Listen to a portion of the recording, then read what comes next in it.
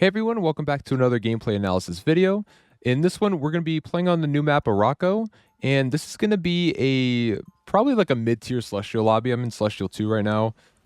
So this is going to be like a mid to high tier Celestial lobby, I'd say. And we're primarily going to be playing Cloak and Dagger this game, actually. Not Luna, even though you see Luna on your screen. Primarily, we're going to be playing some C&D. And so I thought this was actually going to be a really, really good game overall, just to kind of showcase like the ins and outs of this map a little bit. The stuff that you can do with the portals. I made a lot of really, really good plays this game. And so I just kind of want to go over that and go over those plays. And yeah, I think overall is a super fun game to watch. So I hope you guys enjoy the gameplay. But the reason why I'm starting off with some C&D here is because I've just been really liking C&D recently, I'm going to be honest. I just like the fact that, you know, Cloak's E is just insane, and I just like this character's ult all around the push. But to start us off, a lot of people really like to take the high ground here. And so you'll often see, for example, my Stranger's already going over there. You'll often see a lot of people just trying to take the high ground, which is the appropriate play, which is what you should be doing on this map. There's a lot of areas where the point kind of goes underneath and there's like a little bridge above it, such as this one right here. And there's some side ledges that the defense can play off of. And so you just want to take those. You want to try to steal them from the defensive team. But you also want to keep the point pushing too, right? It's kind of like Midtown. On Midtown, like when the point first starts, you have the buildings or like the little ledges you can play. And then that road that goes like in between those buildings. And so like typically the defense or the offense wants to take that high ground from the defense, but you got to make sure that the point is still getting pushed. So we're able to farm per ult pretty freaking quickly here. So I just put it right through. And here what we're going to do is Loki actually already gets his ult, but we always have this portal to play. And you'll actually see me use this and abuse this later on in the game as well. But when we switch sides and all that kind of stuff, and maybe even this early on too. But this portal is really, really good to play. Just to kind of get you out of like a little pinch, especially if you're an aggressive strategist like Cloak and Dagger is. Because with Cloak and Dagger, you know, you want to be ulting in and so on and so forth. We did fail the jump there, but luckily we were saved by Sue's ult, which was nice. But yeah, that push or that ult alone allowed us to kind of push that, push the Groot through the corner. I don't even know what to call that thing. But in any case, though, they have Luna out, so we're backing up here. And we're actually just healing really well. My Invis is doing a really good job of actually keeping me alive this fight, of like focusing me. And not even just this fight, but this whole game. I think the guy said he wasn't like that comfortable on support. So I'm actually super happy that he's just, you know, keeping me alive. My first thoughts were, whenever someone says they're not comfortable on support, I'm like, oh, I'm not going to get healed. And those are my first thoughts. So I'm happy that I did. But in any case, so we're going to go up here. We already farmed ult again. C&D, I think, is also really good on this map for farming ult because people tend to, you know, group up a lot on this map, especially on this next push. And she is just really good at AoE healing and being able to get ult off that. So that's also why I like her on this map. Although I think Invis is probably one of the best when it comes up to this next push because Invis can actually pull people off the ramp like towards her team and then push people off. But see, just like with the last point, with this point too, my team's getting high ground. And that's like kind of the goal of this map. That's what you want to do. You want to play for that high ground. As a healer, though, one thing I tend to do is I tend to stick to the low ground and sort of play with my tanks because I don't really think tanks should be playing the high ground as much. Like they can if you have multiple tanks as long as one is pushing. But I had a game like just even a few games after this one where it was the same map, but my Groot actually was not like contesting cart at all. He was just trying to keep the high ground. He was the only tank. And because of that, we weren't really getting anywhere or we were letting them push cart too far. So you just got to like watch out for that. Those are things to watch out for. But we are saving our ult here. We're going to use it right now just because our Punisher's ulting and we want him to play on, you know, a line, be invincible while he's ulting. And he's going to be able to murder everybody. And yeah, we're just having a good time. But we're not pushing cart, so that's one thing you always got to be aware of, right? It's like you got to make sure you're pushing cart. Usually I'm the one sitting on cart. Usually strategists are the ones sitting on cart. But sometimes, you know, you want to push up with an ult like I just did. And so I think we're going to actually be able to get this through. Is this where my Strange actually... Yeah, this is where my Strange is a really good at portal, actually. I have not seen anybody do this yet, but this is a really, really good portal. They actually have no way to get in. I was looking up top. I was like, do they have a way to get in? But they actually have no way to get in if he does that. So kind of keep that in mind for future games. But yeah, so we're just going to keep trying to farm this up. I think like whenever you're playing this character, it's weird because like you want to position up a little bit to make sure you're getting good ease off, right? Like good ease on the enemies, good ease on your allies. But then like when you're also playing this character, you want to position far back enough to where you can kind of heal everybody. Because, like, for example, my Invis woman can't really heal herself unless, like, she's sitting on her shield or, of course, she's invisible, not doing anything. But I can actually bubble myself and heal myself whenever I want to. So for me, it's like, if I play behind my Invis and play behind my whole team, I get a really good E off on everybody. I can heal everybody. And at the same time, too, I can also heal myself and my Invis does not turn around. We get a really good right click onto that mag ult, which is huge. And then we have our ult again, but I'm going to save it a little bit because we're winning the fight. So there's not really a point in using it, but maybe up here we could actually use it once the cart or the big walking group comes over here. I am actually planning to use it right now. Yeah, there we go. I wanted to wait a little bit from Luna ult just to make sure that my ult is actually gonna outlast the Luna ult, right? So that's one thing I like to do. As long as like we're not all dying instantly, I tend to wait like at least a few seconds when the enemy support ults. That way my ult wins the war of attrition there, right? It's gonna last longer and we're gonna be good. And then of course the Punisher is just gonna murder everybody. This guy was actually just farming this game on the Punish. Golly. But yeah, and I guess Strange could technically do that port trick again. I mean, he definitely doesn't have it up yet, but if he wanted to, he could do it on their spawns. I think there's only 2 ways to get out. Maybe there's more. But we're just going to sit back here and get big E's. It's really, really important when you play this character to get massive E's off in Cloak form. Those E's are going to, especially if you get 3 or 4 man E's, they can like literally boost up your ult percentage by like a solid 8%. I'm pretty sure if you E one person, hit him with the blind, it's going to give you 1 to 2, I think closer on the 2% of your ult. Although I could be wrong about those numbers, but it's like around there, right? So if you get a solid 3-4 man E off, like you're getting a solid 6 to 8%, whatever it is, of your ult charge off that alone, which is huge. So I always try to make sure I go in for the big E's. And of course, getting big E's, you're blinding everybody, you're making them take 20% increased damage. So like your teammates are just doing more damage to them. So it's just really, really good all around. So you want to make sure that you're getting those. In fact, I think it's probably like Cloak's best ability, or Cloak and Dagger's best ability, to be able to have those. So, but we want to back up here because our team's all dead, so we just want to wait by the spawn room. And I've also been trying out a new crosshair recently. I usually use the white dot. Here I'm using a green cross, and I kind of like this. I like this a lot. I feel like my aim has actually gone up quite a bit for the most part. Can't really tell this game because we're playing Cloak and Dagger, but in other games I've been able to tell. But we're going to try to ult over here. And because Mag's not ulting us, so this is actually a really good thing to realize. Because Mag wasn't ulting us there, we were going back. Like, we were able to go back. But if Mag was going to ult us, we actually would have gone into that room. And that's one important thing to note. Whenever you're against a Mag, I would not play C&D into a Mag. But if you are against the Mag or any one-shot ults, make sure you have that end goal with your ult, or that end route. And make sure it's going in some sort of cover, unless, like, you're coordinating with your Magneto to bubble you and all that kind of stuff. But, like, make sure you're aiming it towards a room to make sure that you can actually get in there and evade some ults. So that's one big thing to kind of note and realize. We do our best to heal everybody here. One good thing too, I don't do this all the time, but try to auto cancel whenever you can with C&D. That just means like whenever you're in Dagger form, switching stances. Ooh, that's how I got shit on. But that just means like switching stances and then like switching back to Dagger, and then your autos are fully reloaded. So that's a tip. But I feel like most people know that by now. But if you didn't, now you do.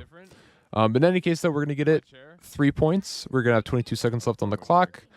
Which is big, and we'll see what we can do on defense here. Let me go ahead and skip. Would you still love me if I said not yet? Of course. Are those for me? I would also be Yeah. extremely Dude, thank you so much. As would I. Welcome back, welcome back. So just like I said before, you want to play the high ground, so that's why we're positioned up here, right? Like, we want to make sure we take control of the high ground, but you should always try to have some sort of tank contesting, and I think that's where a lot of teams kind of screw up on and fail, is like not contesting that cart.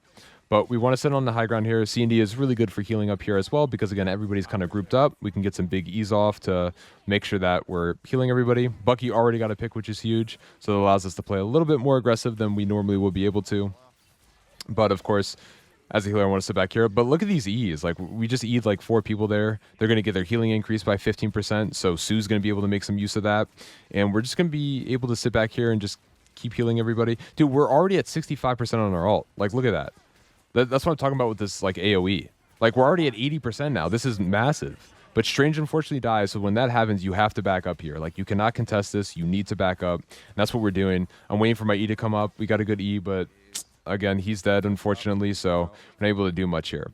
I don't want to ult yet because my team is mostly dead, so I kind of just want to back up here. And I think they're going to get a lot of... Wait, do we... Oh, let's go. We lived off 1 HP. Let's go. They're going to get a lot of room, but I want to use this. I want to use my ult at some point to get us out of here, and that's what I'm doing right here. And my end goal here is actually this portal. So see, we portal right out of there, and that was actually a super good ult. So it allows our team to push up, pushes them back, and then we're able to portal back up top. So that was a really clean ult. Totally calculated, by the way. Yeah, totally calculated.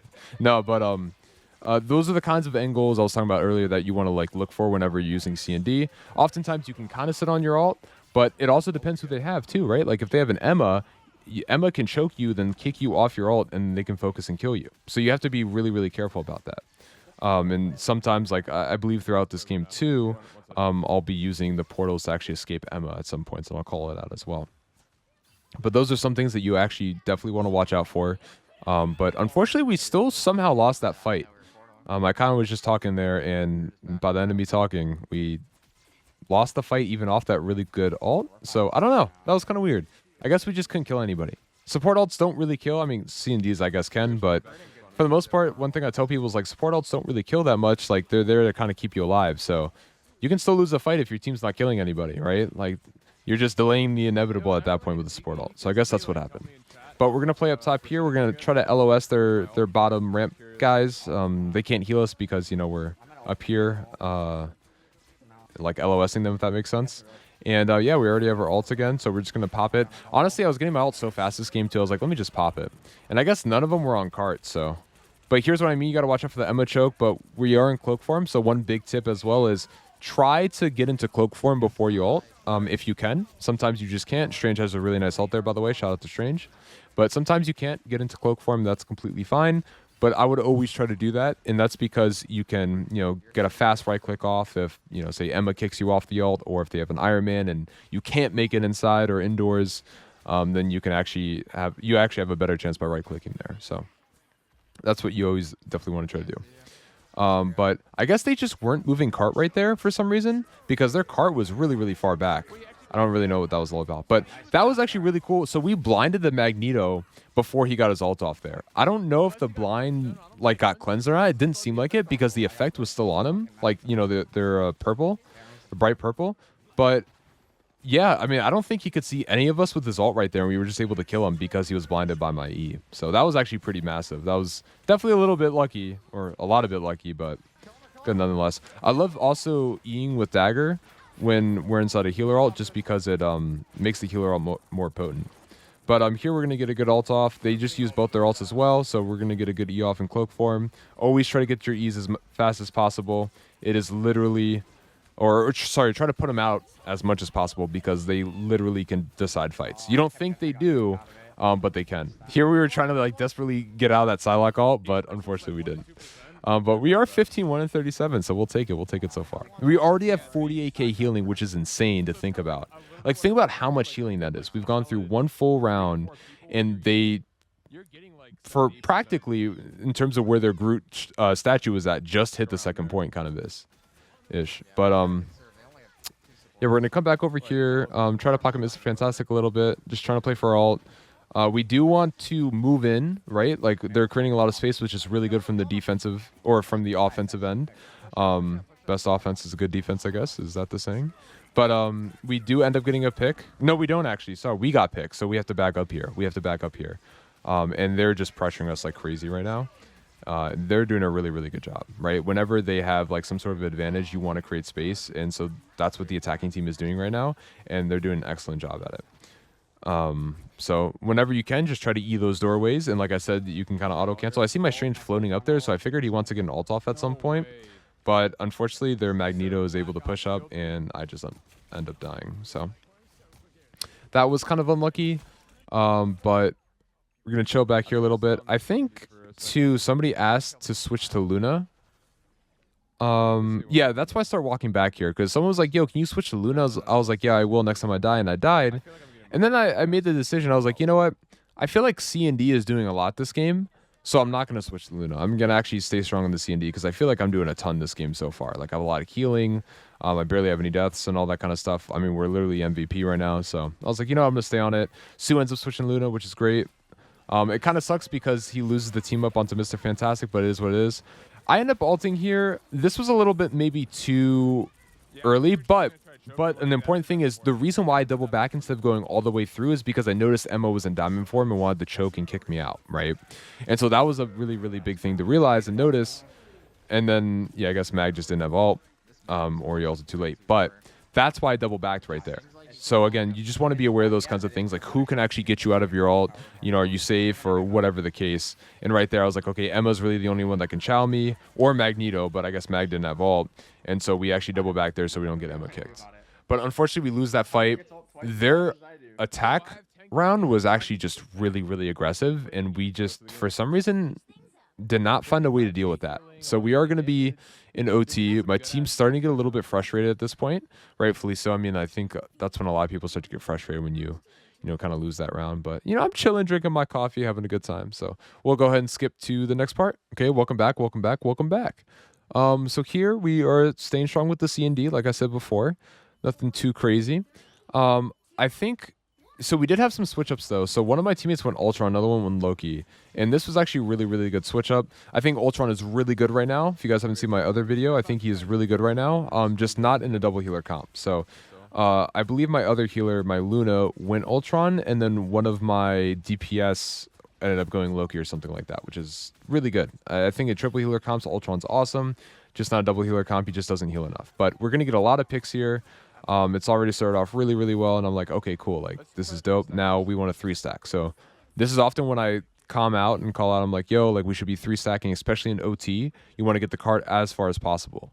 Especially when you get team wipes, you want to have some people create space, right? Play aggressive, make it hard for the enemy team to get back over or, like, come back in. But at the same time, too, you want to push that cart. So you want to have, like, 2-3 people on cart, and then everybody else kind of taking space forward. Not too far to the point where, you know, you can't see them.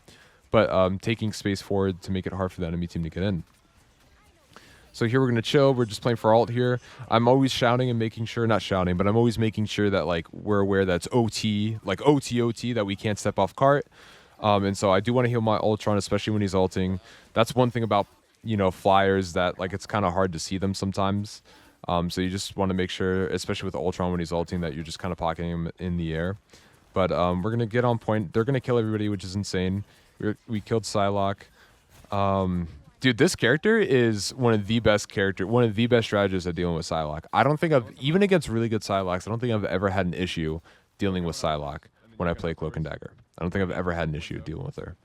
She can be definitely annoying and sometimes one-shot me, but, like, you bubble yourself, you E the Psylocke, and, like, your autos obviously follow her through invis because, like, it's like a stream of auto attacks, which is nice.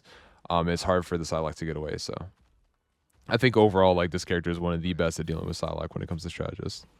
But we do have our ult, so one thing I am commenting to my team right now is like, yo, by the way, I'm going to be ulting off point soon, so, like, you guys have to stay on point. So we're going to ult forward. If Mag had ult, I would have hopped into that room to the right. Like I said, that's sort of like my end route, end goal if Mag has ult, but he didn't ult me, so we're going to stay on here. And we're going to be able to right-click ourselves back into our ult after the Emma kick, and this is a really good way to get our team forward. Loki has ult, and so he's going to push up as well with it. And... technically, I don't have to bubble here, but I just want to make sure that we're all living, so it's just going to add to the healing. I don't have to bubble here because, you know, we're inside our C&D ult, right? But, like, because there's just so much damage going off, I don't want anybody dying to bullshit, so that's why we bubble as well. But Psylocke's behind us. We're going to E her and just kill her again. And so far, this is really good. Honestly, if we died right here, I wouldn't even be upset, right? Like, you are in OT. The enemy team has 2 minutes total left, or 2 minutes, 11 seconds. Like, at this point... if we lose here, like, at this spot, like, you can't really get upset about that, in my opinion. So overall, I'm, like, happy. I'm like, yeah, like, win or lose right here and now, I don't really care. But we're going to keep it going as long as we can, of course. So we're going to stay on point, always trying to make sure people are on point. I even think at one point in this round, I don't know if it already passed, but at one point in this round, I was like, yo, I'm the only one on point. Like, I need other people here. I want to alter, whatever the case, whatever it was. But we're going to get a good E in there, hopefully blind some people. And yeah, I mean, this Punisher, we're doing a really good job of healing the Punisher and sort of enabling him to do what he wants to do. And this Punisher obviously trusts us enough to the point where he's, like, ulting. and kind of like sticking with us to make sure that like he's getting healed. So that's good. We've kind of built up some trust, which is nice. But we almost have our ult again, so I'm like, cool, like, and this is where I'm gonna start commenting again, like, yo, I'm about to ult off point, so I need you guys to stay on point, just make sure everybody knows that. So we're gonna ult here. Maybe it was a little bit too early, but I think overall it was pretty good. Emma wanted, I saw her going to diamond form again, so I went back up instead of going forward again, and it screws up her diamond form. So one thing I call out here is Emma no diamond form. That's a really massive call out because her diamond form is a giga buff to her. And when she doesn't have diamond form, you know, nothing. But here it is, right? I'm the only one on cart, and I was like, yo, guys, get on cart, get on cart. So Punisher walks up the cart, and we just fry everybody. I mean, we just literally frag everybody. Loki gets a late ult off. And, like, here it's like, this is, like, when I'm at my most happy, or I'm, like, my happiest, because, like, you can't lose, right? Like, at this point, you know you physically cannot lose. It's impossible. Even if the enemy team gets it all the way, you know it's like, okay, it's just going to be a draw at that point. Like, you physically cannot lose. So I'm like, cool, like, we're just playing for the win or a draw at this point, which is nice. But let's go ahead and skip forward a little bit and skip to the next part. All right, welcome back, welcome back. We're defending an OT now. But yeah, like, literally cannot lose, which is awesome. And that's why I feel like attack low-key is OP. Because, like, attack first, because, like, first of all, we get all this momentum. And then on top of getting all that momentum, like, even if you stop short, like, you know where the line is to the point of where you would lose if the enemy team, like, crosses that line. So I feel like your team subconsciously tries harder to win the game at that point, if that makes sense. So I feel like being on attack first in convoy is a mental advantage, if anything.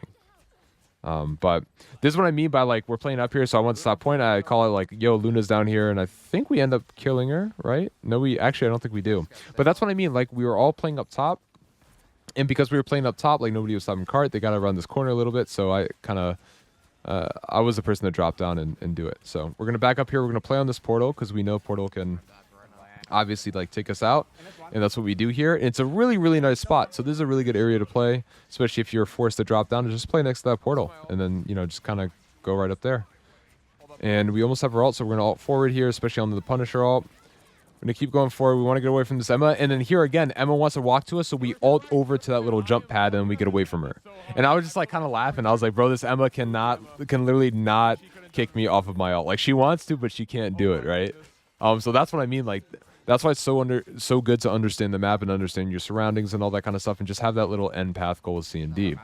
I feel like I'm, like, one of the only players that plays C&D too, like, or that likes to play C&D at, like, a relatively high level in ranked right now. I feel like I never see Cloak and Dagger. Everybody's always playing everybody else. I still think I think a lot of people think Cloak and Dagger sucks. I actually personally think she's really good. There are definitely times to not play her, but, like, every character has those times. You know what I mean? So, in any case, though, we're pushing up right there and pathing up to use our E buttons, and then on both Cloak and Dagger stance, and then we just use the portal to get out, and that's kind of like what we're doing right there. But we do want to pocket this Ultron as much as we can. He's an ult right now, so he needs to chill, or, like, he needs to do everything, and then we get pulled off, switch to Cloak form, get a good E, and then, yeah, I mean, like, we're just, I don't think they can touch here, can they? No, yeah, they don't, and we get a really good game. So overall, like I said, I thought this was a super good game. A lot of really good plays made by ourselves, a lot of really good awareness to come out of, like, the fact that, like, hey, Emma wants to, like, kick us around and, like, grab us and all that kind of stuff, choke us, and then, like, we had a lot of really good escape attempts to get away from the Emma at the end of our ult. We had a lot of really good ults. We had over 70,000 healing this game, and then, yo, watch this, ready? Plus 17. Can you explain to me how that was a plus 17 performance? I don't know. But in any case, though, plus 17 somehow. But yeah, that's the game. I hope you guys enjoyed, learning a lot. And I hope you guys like the new map. Let me know your thoughts down below in the comments, what you think of the new map. I actually really like it. It's definitely a lot better than Krakoa, in my opinion.